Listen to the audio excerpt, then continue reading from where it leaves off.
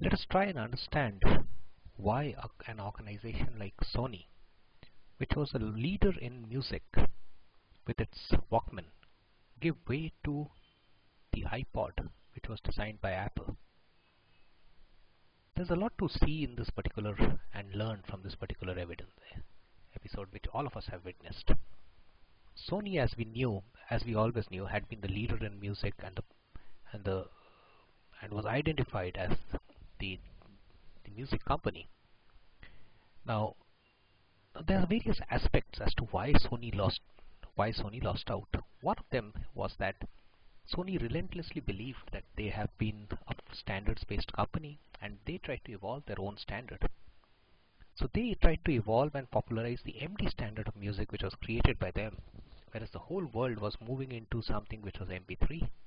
Maybe the MD was better than MP3, but still, when the market moves, the people who are trying to create the market rather than try to create a new market rather than follow the market the way it was moving.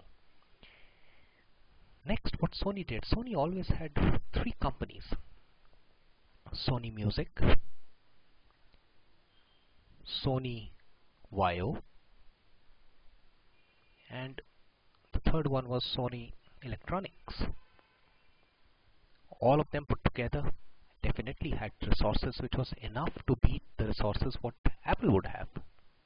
With the money that Sony would have been able to put into R&D, the money that Sony would have been able to put behind the research, the kind of talent that they had was at least equivalent, if not far better than that Apple had. However, when Sony tried to respond to what the iPod was coming, or when the iPod was going to hit the market, Sony Music created its own prototypes, Sony Vaio created its own products, Sony Electronics created its own products. Sony Electronics created its own product and Sony Vaio created its own product, rather than both of them working together to create a new product. So when this doesn't happen, what happens is that the talent of the organization is not properly used. Now, one can always say that why did three Sony companies, Sony Music, Sony Vaio, and Sony Electronics, not cooperate with each other to create a new alternative to fight and get the market from Apple? Well, maybe they never saw the reason to do so.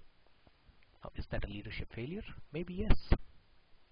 Now, the thing is that when internally such a lot of disturbance happens, that is when you got a new competitor who comes from a new space, which is totally from the technology space, and becomes a leader in music. As we now know, the ball now is firmly with Apple.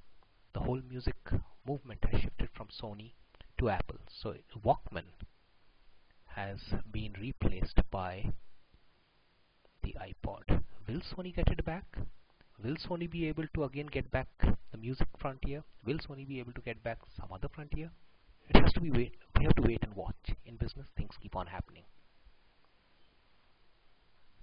The important thing is to draw the lessons from this as to why Sony could not get a product which was far superior than an iPod, even though they had a head start in the whole thing. Understand that failure normally happens. Very often you would see failure happening once there is too much of success.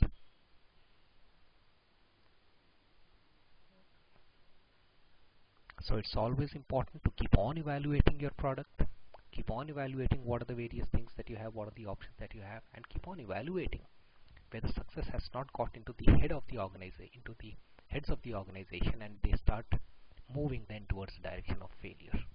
Be paranoid about the marketplace.